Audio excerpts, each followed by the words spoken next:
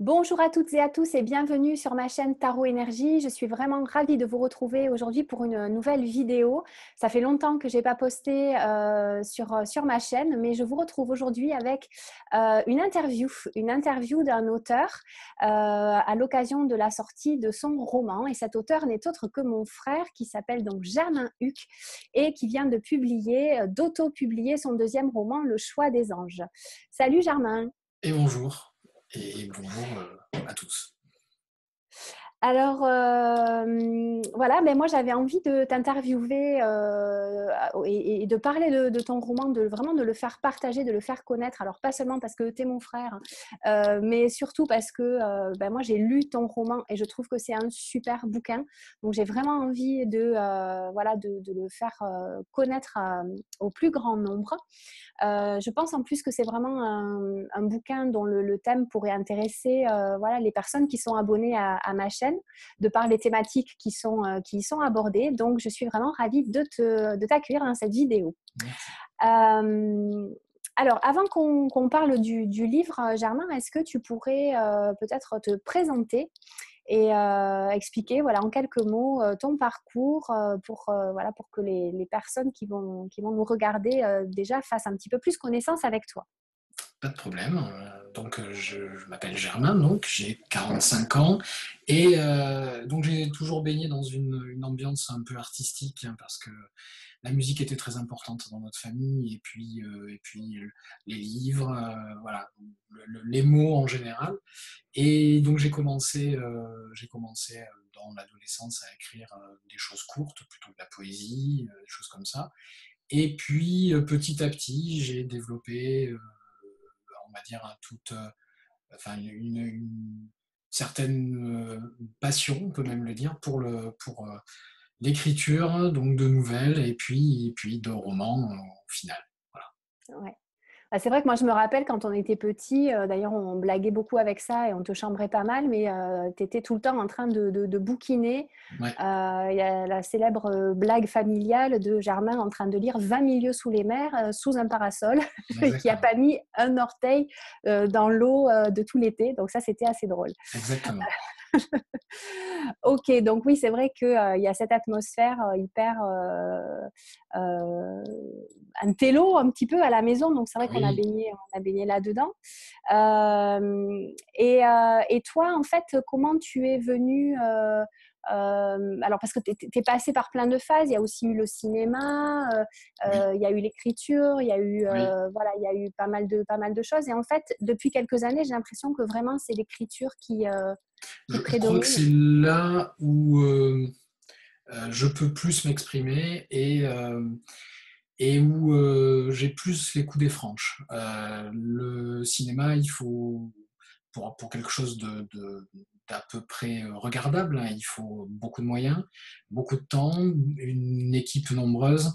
J'ai pas forcément tout ça à disposition en même temps. Euh, donc, euh, voilà, Ouais. l'écriture permet d'être beaucoup plus libre et réaliser Star Wars avec énormément d'effets spéciaux, c'est extrêmement cher, extrêmement coûteux en temps et en équipe. Et puis, Écrire Star Star Wars, Wars, c'est déjà fait en plus. Alors, voilà, en plus c'est déjà fait. Et écrire Star Wars, ça ne demande finalement que du papier et un stylo. Donc, bon, en ordinateur, hein, de nos jours, donc c'est mieux d'écrire voilà, que de c'est le beaucoup plus réaliser, ouais. abordable. Ok. Voilà. Bon, c'est vrai que tu n'as pas aussi beaucoup de temps parce que, bon, on peut le dire aussi en préambule, c'est que tu n'étais pas qu'écrivain, tu es quand même aussi et avant tout médecin généraliste. Oui, Donc, ça oui, te oui, prend oui, aussi voilà. beaucoup de temps. J'avais beaucoup plus de temps quand j'étais remplaçant, mais voilà, depuis quelques années, je ne suis plus remplaçant, donc j'ai encore moins de temps qu'avant. Et voilà, donc c'est pour ça que les moyens, le temps, ben, tout ça, ça va pas forcément ensemble. Donc voilà, il faut choisir. Ok, Et bon, je en tout cas, préfère être l'écriture te aussi. permet de t'exprimer plus librement Oui, et et finalement, il suffit, comme tu dis, de t'installer devant ton ordi dès que tu as un moment et puis c'est exactement. parti, quoi. J'ai fait du théâtre qui a besoin de moins de moyens et qui permet de s'exprimer aussi, mais voilà, je pense que je suis meilleur écrivain qu'acteur. Ok. Même si tu te débrouilles très très bien sur scène, je peux en témoigner. Merci.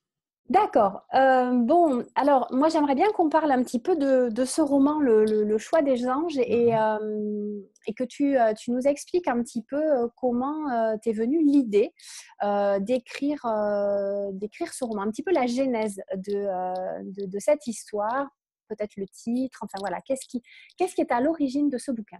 Alors, d'abord, je vais rapidement vous donner à la bouche. Donc, Le choix des anges, c'est un livre qui se passe dans un monde qui ressemble un peu à une Europe fantasmée des années 40 à peu près, mais avec un petit peu d'occultisme, hein, comme il a pu y en avoir justement dans cette période-là, notamment les cercles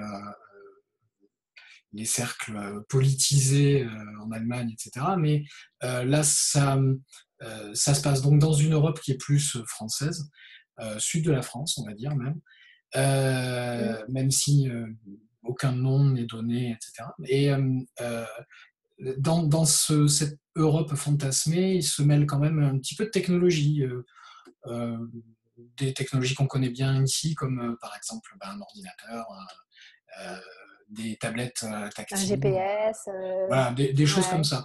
Mm. Et ce mélange entre euh, l'ambiance un peu rétro, Mm. la technologie et l'occultisme, voire le surnaturel, parce qu'il y a quand Ouais. même du surnaturel dedans, euh, euh, permet de donner quelque chose d'assez intéressant et de plonger mes héros, euh, notamment, donc ils sont deux principaux, Armand, un luthier dont la deuxième passion est la boxe, Mm. et Marianne, qui, qu'il va rencontrer euh, fortuitement, alors qu'il allait livrer une commande d'un instrument un peu particulier à À son père. Charles de Flamarens, qui est on va dire, le seigneur de la région. Voilà. Et là, à ce Mm. moment-là, il va se Mais qui est passer un des personnage, choses ouais, assez étonnantes pour eux. ouais. Mais c'est tout à fait ça, je trouve que c'est hyper original déjà, effectivement cette ambiance très particulière là que tu décris, cette Europe fantasmée. C'est vrai qu'il y a une atmosphère un petit peu médiévale et en même temps avec beaucoup de références technologiques. Moi évidemment ce qui m'a plu c'est l'atmosphère baignée d'ésotérisme, d'occultisme et de surnaturel dont tu viens de parler.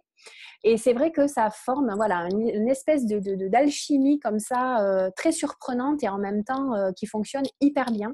Mm. Donc voilà, ça c'est un petit peu pour le pitch. Alors c'est vrai que le héros Armand donc, est luthier et boxeur. C'est pour le coup, là aussi, un mélange assez étonnant. Ça t'est venu comment, ça, d'allier la boxe et la lutherie? Alors, la lutherie, j'ai une petite idée, mais la boxe… Oui, alors d'abord parce que le film, le film, oui, voilà. En fait, au départ, ça devait être un film. Oui, c'est Au ça. départ, ça devait être un film. Lapsus révélateur. Voilà. Le livre est construit sur une intrigue occulte euh, qui met en valeur le choix, forcément. Mm, D'où le titre, n'est-ce pas? Donc,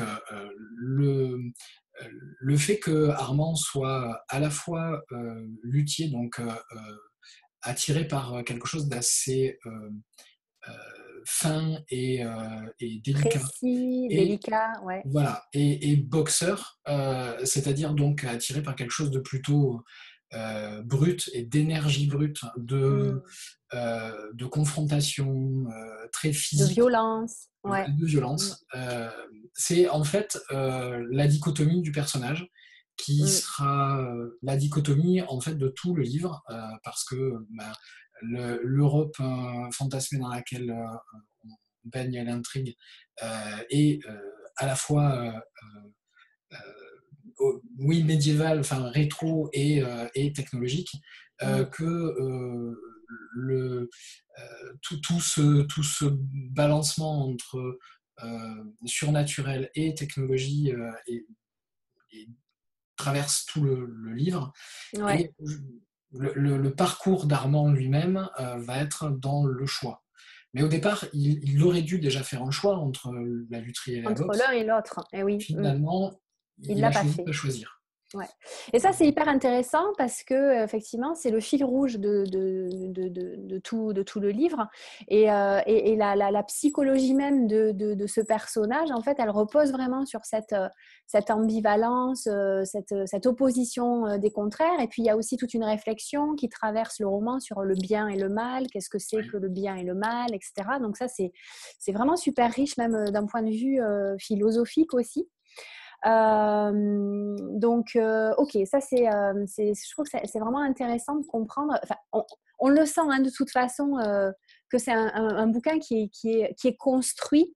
Et du coup, ça me permet d'en venir à ma deuxième, enfin mon troisième, je ne sais plus combienième question, mais à la question suivante en tout cas. Ce que je voulais te demander, c'est par rapport à ton processus d'écriture. Il y a cette construction en amont, on le sent. Est-ce que tu as vraiment un plan défini à l'avance où tu sais exactement où tu veux emmener tes personnages? Ou est-ce que tu as eu des surprises en cours d'écriture? Comment est-ce que tu fonctionnes? Est-ce que tu t'es laissé emmener par tes personnages ou est-ce que c'est toi qui tires les ficelles jusqu'à la fin? Alors, ben, en fait, c'est l'un et l'autre ou aucun des deux, ou l'un. Un peu de Enfin, c'est tout. pas l'un ou l'autre, en fait. Il n'y a pas de choix, Ah en ben fait. voilà. Et toi aussi, tu choisis pas. Voilà, en fait, il n'y a pas de choix. Enfin, si, en fait, il y a énormément de choix et qui donnent pas de choix. Je vais m'expliquer. Moi, généralement, quand j'écris, c'est très visuel. Donc voilà, le cinéma il Ouais, fait ça partie. imprègne vachement ton Donc c'est très écriture. visuel et j'ai généralement le début, euh, une, euh, une ambiance du milieu et la fin. Mais entre les deux, c'est assez nébuleux.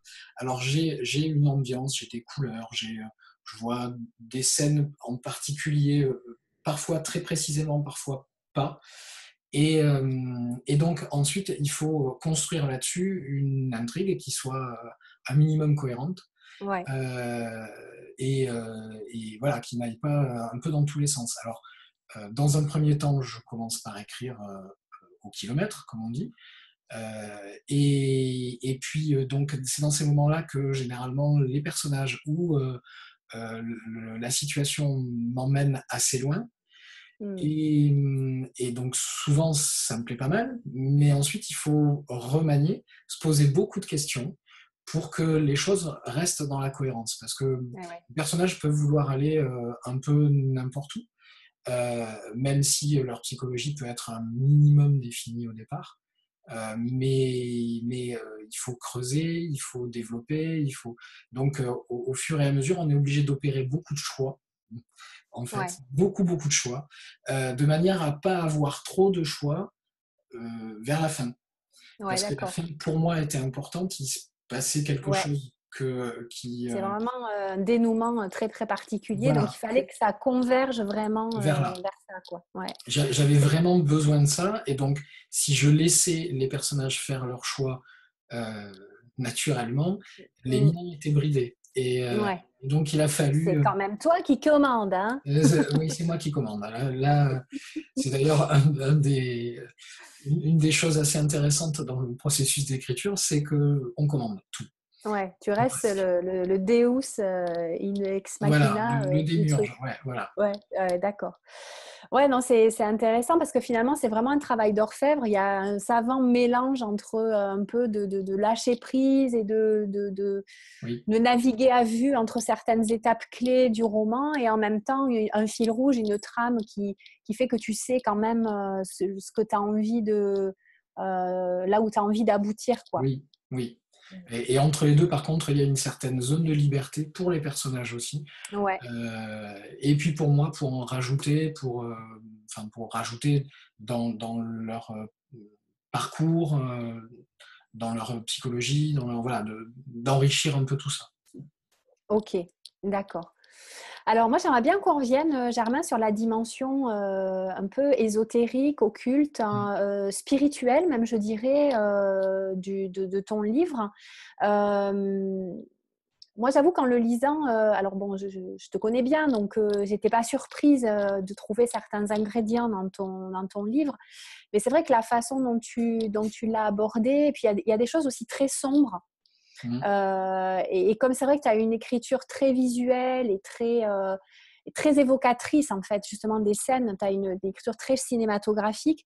Bon, il y a vraiment eu des moments, certaines scènes, où même parfois j'étais mal à l'aise, en fait, où ça me faisait flipper, quoi. Enfin, je veux dire, il y avait des trucs que j'étais là, ouah, purée, mais où est-ce qu'il est allé chercher ce truc-là? Enfin, j'avais bien une petite idée, mais c'était c'est quand même assez fort. Donc, est-ce que tu pourrais revenir un petit peu justement sur cette dimension-là, à la fois ésotérique et spirituelle, c'est tous ces ingrédients, peut-être tes influences aussi, justement. Bah, tu parlais au début de la genèse du livre, en fait c'est un très bon mot parce que le livre est construit sur une intrigue ésotérique qui fait intervenir la Bible et notamment la Ouais, Genèse. Euh, ouais. alors, dans cette histoire de choix, il y a toujours bon, il y a plusieurs choix possibles enfin plusieurs réponses possibles à un choix, mais en fait, ce qui m'a intéressé, c'est le bien, le mal, Mm. le choix entre les deux, mais un choix qui ne soit pas euh, totalement celui que l'on pense être. En ce sens, les choses noires se passent pour Armand, mais aussi de la part d'Armand. Chacun d'entre les personnages a une part sombre et une part lumineuse, un Lumineuse. peu comme nous tous au final. Ben, carrément Euh, même. voilà. Et si j'ai appuyé un peu sur ces côtés noirs, c'est parce que je voulais vraiment donner une ambiance justement de film noir ou Mm. de roman noir, un peu. Euh, voilà, c'est pour ça que j'avais choisi cette période-là des années 40, euh, Mm. un peu comme LA Confidential de James Ellroy, Ouais, voilà, ouais. ce genre de choses-là. Donc voilà pourquoi il y a des choses assez dures, euh, physiquement, psychologiquement, pour les Mm. personnages. Voilà pourquoi il y a toujours le côté corruption d'un côté et le côté lumineux de l'autre. Lumineux. Ouais. Et donc ça fait partie des influences, le roman noir, qui m'a semblé intéressant de rapprocher d'une intrigue biblique avec Mm. le bien, le mal, la connaissance, l'interdit, euh, et, euh, et on peut le dire quand même, enfin, Abel et Caïn, enfin, toutes ces figures duales qui structurent à la fois la Genèse, la Bible, Oui. donc Et en ton livre. partie notre civilisation, même si on Ouais, ne peut pas être chrétien, bien voilà, sûr. notre civilisation est influencée par ça. Donc ça a rejoigné le film noir. Et enfin, j'ai voulu un peu aussi euh, faire ma sauce de Angel Heart, qui est un film qui Ouais, m'a beaucoup marqué quand j'étais ado. ouais. Mm. Et voilà, donc ces influences sont là. C'est la Bible, dont je ne suis pas un acteur particulièrement assidu, mais le côté noir et blanc de la Bible, le côté noir et blanc du film noir, et tout ça mélangé. Ouais. Et d'ailleurs, on retrouve aussi, même dans le couple, Oui, finalement, Armand-Marianne, oui, Adam et Ève. Enfin, on peut dérouler la métaphore, parce qu'il y a aussi une oui, super histoire d'amour dans le oui. roman. Et voilà, moi, ça m'a fait vraiment. Ça m'a évoqué vraiment des choses hyper archaïques, mais au bon sens du terme. Je veux dire, hyper anciennes, quoi. Oui, Aussi archétypal. archétypales, voilà. Mm. Ouais. Entre Oui, l'homme et la femme, et finalement cette transcendance du bien et du mal, du masculin, du féminin, qu'on va retrouver, qu'on va vivre à la fin et voilà, qui est une espèce d'apothéose en fait, oui. vraiment, Et vraiment même plus que Adam et Ève, moi, enfin, parce que la Genèse telle qu'elle est écrite et Oui, comprise, hein, voilà, très euh, binaire, hein, et voilà, oui, oui, oui. la figure de Marianne est beaucoup plus forte que, Elle est plus lilithienne oui, que... voilà. C'est plus En Lilith gros, que c'est Ève. ça. Elle est Ouais, c'est plus Adam et Lilith que Adam et Ève, ouais, ouais. sachant que j'ai mis un point d'honneur à construire des figures féminines fortes dans le Ouais. récit, Mm. et à pas, enfin, j'ai essayé tant que faire se peut de ne pas donner une psychologie monolithique ou on va dire trop, Trop linéaire. ouais, ouais, voilà. En tout cas, c'est ça aussi que je trouve qui est très réussi dans ton roman, c'est qu'on a des personnages qui sont très riches psychologiquement, où il n'y a pas justement cette... c'est pas stéréotypé, c'est pas... voilà, il y a vraiment il y a vraiment des multiples facettes et ça aussi c'est intéressant. Le héros, c'est un héros, mais voilà, comme tu dis, il a un côté sombre, Ouais.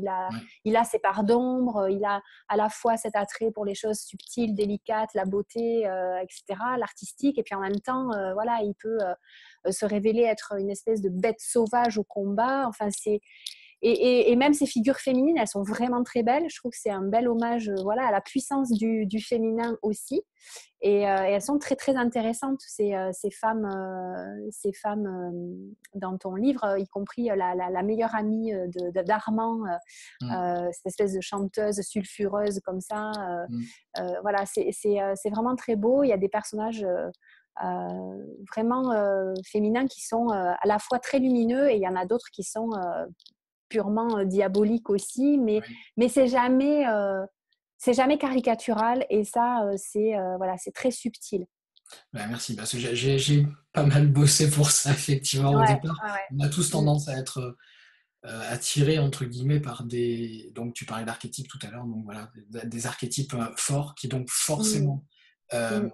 amènent à quelque chose d'assez euh, caricatural. Ouais. Donc, après, tout le travail est d'arriver par petites touches à gommer cette caricature pour donner un personnage crédible.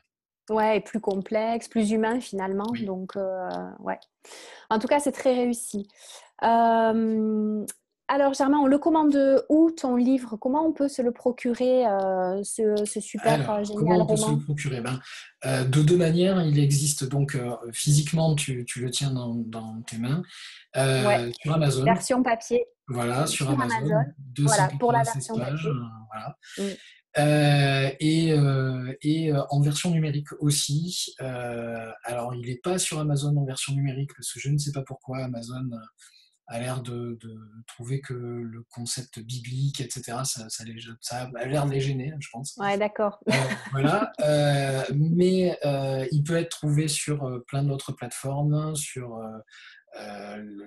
l'iTunes Store d'Apple, sur Kobo, et sur des plateformes un peu plus généralistes comme notamment Seven Switch, où on peut avoir une version compatible Avec des Kindle. tablettes, Kindle et tout ça. Voilà. D'accord. De toute façon, on va vous mettre tous les liens en barre d'infos, Amazon, et puis vers toutes ces plateformes aussi sur lesquelles vous pouvez vous procurer le livre de Germain en version numérique si vous préférez la version numérique. Moi, Et puis, perso, j'avais envie de la version papier, puis il tarde qu'on se voit pour que tu me fasses une belle dédicace quand même. oui, oui, oui, oui, il tarde aussi. Et surtout, bah voilà, si vous aimez, ou même si vous n'aimez pas d'ailleurs, vous pouvez commenter et voilà, Ouais, vous ben oui. pouvez dire ce que vous avez aimé, ce que vous n'avez pas aimé. Voilà, Ouais, c'est c'est toujours aussi ça, agréable d'avoir un retour, quoi, en tout cas. voilà, c'est aussi Mm. ça écrire, hein, c'est avoir un retour Ouais, des gens de qui ces lisent. lecteurs. Ouais. Voilà. Ok, on peut te suivre aussi sur les réseaux sociaux, Germain, parce Oui, que alors tu as un blog sur oui, lequel tu publies, tu écris régulièrement, oui, qui est un peu moins régulièrement là en ce moment, parce que j'essaie de me mettre au troisième roman mm, et au quatrième, donc voilà, donc j'essaie. genre le mec il écrit deux romans en même temps, quoi. Ouais, non, enfin, oui, non. Je suis obligé de choisir, là, par contre. Je vais faire un choix. Ah, d'accord. Euh, donc, Donc ouais, ton blog, oui, alors mon on blog, mettra le lien aussi en barre d'infos. voilà. Mon blog qui est un site blog, enfin voilà, où il y a plein de choses dessus. Sur Twitter, je suis relativement actif sur Twitter et depuis peu sur Instagram, mais Parce que ta beaucoup sœur, elle t'a moins. un peu poussé à te mettre sur Instagram. Ouais. Ma sœur m'a un peu poussé, effectivement. Bah, c'est sympa, hein, mais Ouais, pour il faut que l'instant, je tu... débute, faut- donc Voilà, j'en tu es un maîtrise pas tous les codes. Instagrammeur débutant. Ok, bon. Eh bien, on vous mettra tout ça en barre d'infos.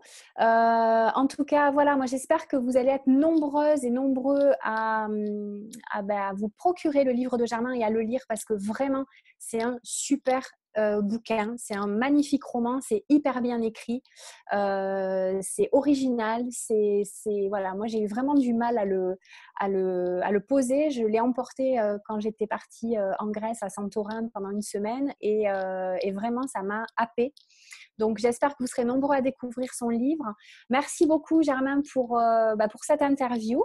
Merci à toi. Et puis, écoutez, je vous dis à très, très bientôt. N'hésitez pas à partager, à liker cette vidéo. On se retrouve, je ne sais pas quand, pour une prochaine vidéo, peut-être plus tarot, spiritualité, énergétique.